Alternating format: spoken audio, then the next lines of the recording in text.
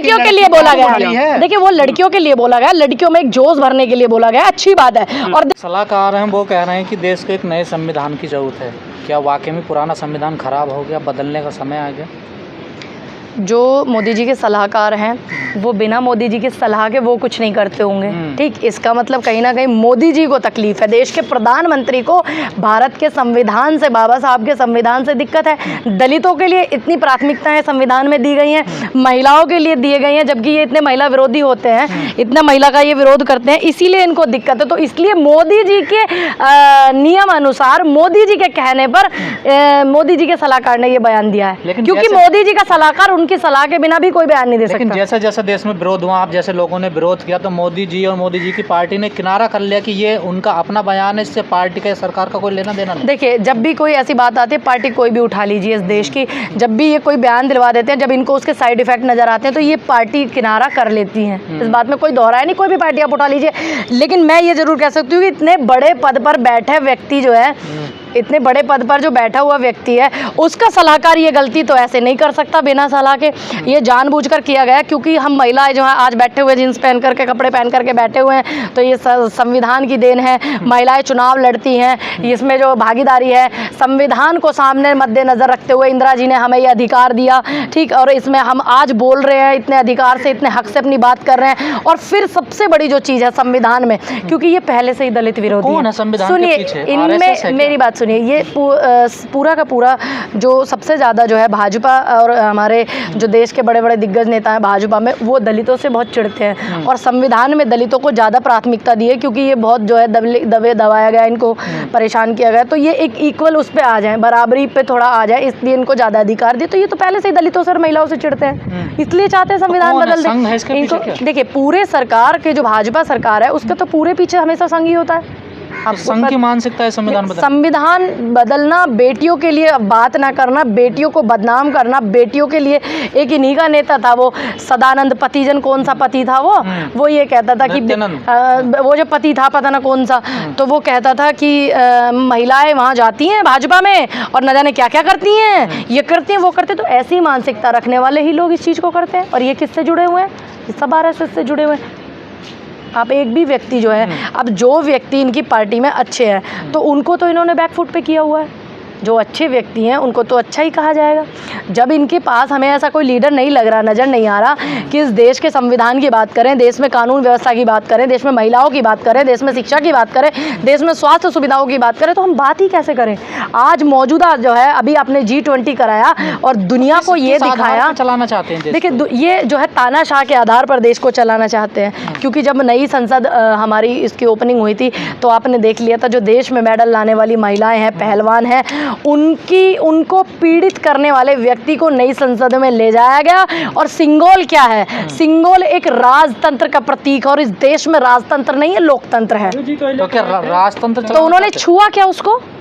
नहीं ना। आपको इतनी शर्म होनी चाहिए कि जिस व्यक्ति को ये पता हाथ लगाने से इसको मेरे देश के लिए खराब है, मेरी देश की जनता के लिए खराब है, उस व्यक्ति ने, नेहरू जी ने उस सिंबल, हाँ ठीक है, सम्मान में लोग देते थे कि अब आप जीतो, आप रखो, उन्होंने कभी छुआ तक नहीं। और आज उस सिंबल को नई संसद में ले जाया गया, ये दिखाने के लिए कि लोकतंत्र नहीं रहेगा, अब राजतंत्र आ जाएगा। ये देश लोकतंत्र से चलता है। आपको बड़ी तकलीफ हुई, नेहरू जी ने हाथ तब लगाया जब उन्हें कोई राजा जवाब आपको विदा कर दिया गया, तो आप किसी न किसी को तो देके जाओगे ना इस देश की कमान। तो उस व्यक्ति ने छुआ तक नहीं था, और आज आप उसी को आगे किए जा रहे हो। क्यों? ये जताने के लिए कि राजतंत्र है।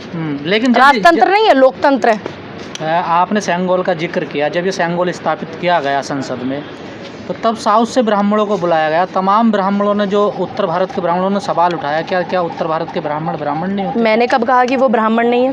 पहले ये न्यूज़ नहीं थी कि उनको जो है, मैं बिल्कुल गलत कहूँगी कि उन्हें ये बात उठानी चाहिए थी। पहले ये न्यूज़ कहीं नहीं फैली थी कि वहाँ पर सिंगोल को जो है स्थापित किया जाएगा। नहीं, सवाल ये कहीं नहीं हुआ कि उत्तर भारत के ब्राह्मणों का मोदी जी ने अपमान किया है। देखिए, ये बात तो सच्ची है, उन्होंने तो हर पल पे अपमान किया है। चाहे वो ब्राह्मण हो चाहे वो बेटी हो, इस देश की जनता का अपमान किया है। ब्राह्मणों का अपमान करना जो है इनको अब नहीं दिख रहा कि ब्राह्मणों का अपमान हो रहा है, अब नहीं दिख रहा इनको कि देश में ब्राह्मण कितने मारे जा रहे हैं, कितने लोगों को परेशान किया जा रहा है, कितनी महिलाएं मारी जा रही, चाहे वो ब्राह्मण है चाहे नॉन ब्राह्मण है, अब नहीं दिख रहा इनको। सिंगोल जब स्थापित किया गया तो किसी को नहीं पता था, और ना ये पता था कि अखंड भारत का बोर्ड लगेगा। अखंड भारत क्या है, मैं पूछना चाहती हूँ। अखंड भारत है कि जो देश की सीमाएं अब भारत में नहीं है, जब पहले भारत में थी, आज वो अलग देश बन चुकी है, चाहे वो पाकिस्तान है चाहे वो बांग्लादेश है चाहे वो म्यांमार है, वर्मा, ठीक, ये पहले भारत में आता था, अखंड भारत का हिस्सा था, आज ये अखंड में नहीं। तो क्या ये अखंड भारत के तहत पाकिस्तान को हिंदुस्तान में विलय करेंगे? उस देश को जिसने इतनी बेटियों को विधवा किया है, इतनी बेटियों की जो है भाइयों को छीना है, इतनी माँ की कोख उजाड़ी है, उस पाकिस्तान को जिन्होंने इतना समय समय पर हमारे देश को नुकसान पहुँचा है, अखंड भारत के तहत तो वो भी आ रहा है ना। आज 80 के जो आर्थिक सलाहकार उनके बयान, बिल्कुल मैं बिल्कुल विरोध कर रही हूँ उनके बयान का। मैं विरोध करती हूँ अखंड भारत का, इसलिए अखंड भारत का विरोध करती हूँ कि मैं नहीं चाहती कि पाकिस्तान जैसा देश जो है आज इतने देश का हमारे नुकसान कर चुके, इतनी सेना के जवान मर चुके, आज भी आप देख लीजिए कितनी तकलीफें हैं, कितनी बेटियां विधवा हुई हैं, और आप उसको अखंड भारत के तहत भारत में लाना चाहते हैं। कह रहे क्यों? हैं, हमने भी बाइटें सुनी है सोशल मीडिया पर कि संविधान पुराना हो गया इसलिए इसे बदल देना चाहिए। मैं आपसे पर्सनल पूछ रही हूँ, पत्रकारिता को साइड रखे, आप एक हिंदुस्तान के नागरिक हैं, आप मुझे बताइए क्या बदल देना चाहिए? नहीं, मैं तो बिल्कुल खिलाफ हूँ। खिलाफ है ना? ऐसे ही मैं खिलाफ हूँ, क्योंकि उसमें बेटियों के अधिकार है। सरकार के लोग, अरे सरकार प्रधानमंत्री जी के सलाहकार बयान दे रहे हैं, कोई उठा गिरा आदमी नहीं दे रहा, कोई झोला छाप व्यक्ति नहीं दे रहा कि झोला ले आ और निकल लिया इस देश से। प्रधानमंत्री के सलाहकार ने बयान दिया, बिना प्रधानमंत्री जी की सलाह के बिना तो सलाहकार हिलता तक नहीं है, बाथरूम में तक नहीं जाता है। लेकिन बहन जी ने विरोध किया था उसका बयान का बाकायदा, लेकिन कांग्रेस ने कोई ना तो कोई विरोध प्रदर्शन किया। देखिए सुनिए, बहन जी ने विरोध किया ट्विटर पर बैठ करके। इस देश में इतनी बेटियों के बलात्कार हुए, क्या बहन जी ने विरोध किया? आप बताइए, नहीं किया?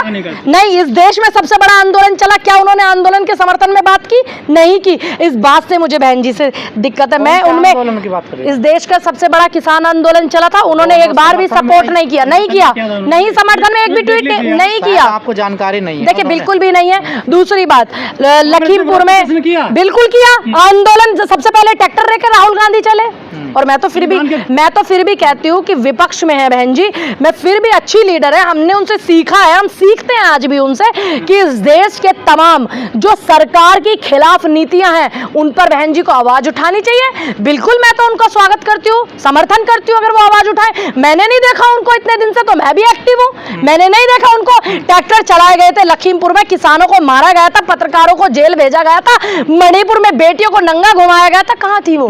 क्यों? सुनिए, मैं ट्वीट पर ज्यादा ध्यान नहीं देती हूँ, मैं जमीन पर ध्यान देती हूँ, और जमीन पर राहुल गांधी भी जमीन पर उतरे थे, महंगाई के खिलाफ धरना प्रदर्शन किया था, लेकिन एक भी प्रदर्शन बेटियों के लिए ही करवा लेती। मैं मायावती जी से कहती हूँ, निवेदन करती हूँ मैं उनसे कि आप तो मेरे से खैर बड़ी हैं, बहुत उम्र की बड़ी है, मेरी माँ जैसी उम्र की है, जितनी उम्र मेरी मदर की है इतनी उम्र उनकी है। मैं उनसे निवेदन करती हूँ कि एक बड़ा हजम तो ऐसा हला करके रख दे वो कि जो मणिपुर में बेटियां नंगी घुमाई गई हैं सरकार के खिलाफ, मैं उनके साथ जाऊंगी, मैं उनका समर्थन करूंगी, उनके बराबर में खड़ी होकर के। पूनम जी, शायद आपको पता नहीं है कि बसपा दूसरे तरीके से आंदोलन करती है और सड़कों पे नहीं उतरती, लोगों आज तक नहीं किया, मैंने नहीं देखा 3 साल में। मैंने बताया, मैंने 3 साल में नहीं देखा। क्या 3 साल में देश में नहीं हो रहा? उनकी पार्टी की पॉलिसी है ना। क्या पॉलिसी? आज तक देखा नहीं? नहीं, मैंने तो पहले भी देखा जब वो साइकिल पर बैठ करके घूमती थी। मेहनत मेरे गाँव में आई हुई है भाई, प्रधान मुख्यमंत्री नहीं बनी थी तब मेरे गाँव में आई हुई है, सड़क पर आंदोलन करती थी, मेरे गाँव में इतने समाज के लोग रहते हैं उनके, और उन्होंने स्वागत किया था, हमने स्वागत किया था, मैं बहुत छोटी थी। ये है कि हम बच्चों को जेल में नहीं डालना चाहते, उन पे केस नहीं करवाना चाहते। हम जो आंदोलन करते हैं, हम जो लड़ाई लड़ते हैं, कलम की और संविधान की लड़ाई लड़ते हैं। अच्छा देखिए, कलम की क्या लड़ाई लड़ी? क्या उन्होंने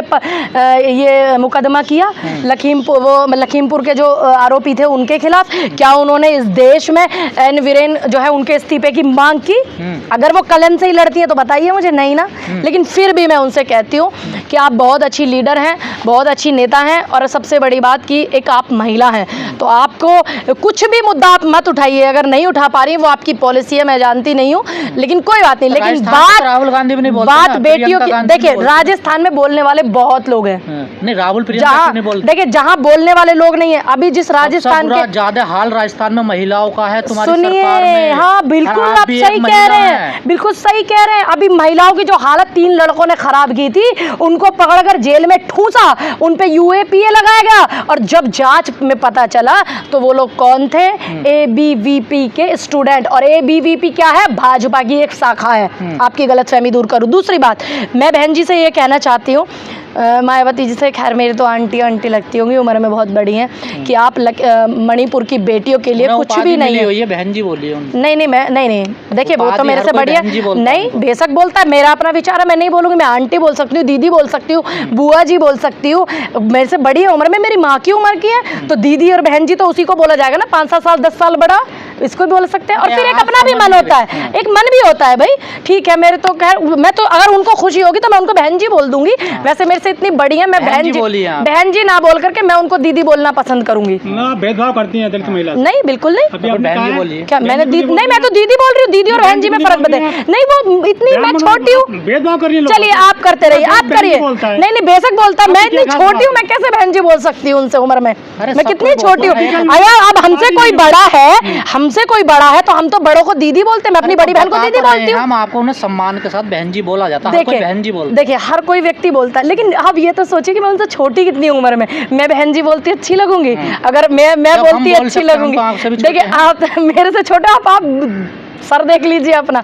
लेकिन अगर उनको इस चीज़ से खुशी है, या उनके अनुयायियों को इस चीज़ से खुशी है कि बहन जी बोले, वैसे तो मुझे अपने आप में खराब लग रहा है कि इतनी बड़ी है वो। प्रियंका के लिए बोलते हैं लड़की हूँ, लड़ सकती हूँ। हाँ, मैं तो उनको भी दीदी बोलती हूँ, मैं तो उनको भी दीदी बोलती हूँ। लड़की बोली नहीं, मैं तो दीदी बोलती हूँ, उनको भी लड़की क्यों बोलूँ? मैं तो उनको भी दीदी बोलती हूँ। देखिए जैसे उनकी, सुनिए मेरी बात, आप इशू बना रहे हो, बनाइए, मेरे कोई फर्क नहीं पड़ रहा। राजनीति में लड़की लड़ सकती बोल रहे हैं। देखिए वो लड़कियों के लिए बोला गया, देखिए वो लड़कियों के लिए बोला गया, लड़कियों में एक जोश भरने के लिए बोला गया, अच्छी बात है। और देखिए आज भी मायावती जी भी अपनी माँ के लिए बेटी हैं, और प्रियंका जी भी अपनी माँ के लिए बेटी है। अगर किसी के 4 बच्चे हो, उसके बच्चों की भी शादी होगी, एक बेटी जो है, एक औरत जो है, अपनी माँ के लिए हमेशा लड़की रहेगी और बेटी रहेगी अपने पिता के लिए। दूसरी बात जाता है उनको पॉलिटिकली, ठीक है, मैं तो प्रियंका जी को भी दीदी जोड़िए, आंटी पांटी बोल। क्यों क्या दिक्कत है आपको? क्या तकलीफ है इस विषय में?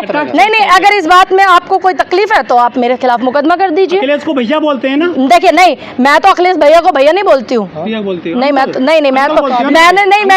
मैंने उनको तो शुरू में जब मैंने बोला तो मैंने उनको अखिलेश जी बोला, मैंने उनको अखिलेश जी, अब मैं उनको सर बोल देती हूँ, लेकिन मैंने उनको कभी भैया नहीं बोला। एक मन होता है, अरे बड़ी बहन कितना बड़ा, मतलब मेरा दिल कह रहा है मैं उनको बड़ी बहन बोलूँ, दीदी बोलूँ, आपको क्या तकलीफ है? अरे बुआ बोल दीजिए चलिए। नहीं, मैं तो दीदी बोलूँगी।